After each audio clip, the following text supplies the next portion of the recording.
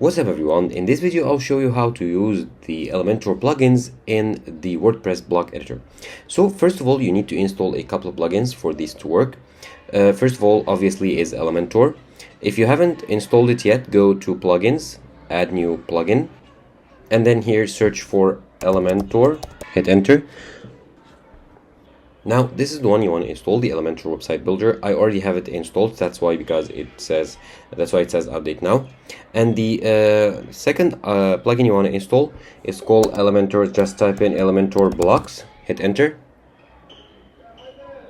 And this is the one, Elementor blocks for Gutenberg, which is the block editor for WordPress. Hit install. And then once it's installed, click on activate to activate it. And now once it's activated, go ahead and let's test it. So go to new page here.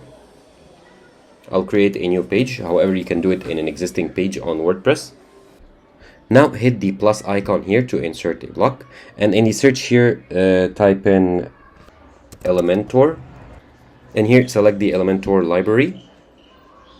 Now you need to select a template from here. Now here you should see any templates that you have already created on Elementor, or you can create a new one. However, I'll choose the default kit for now. And now the template is now loaded.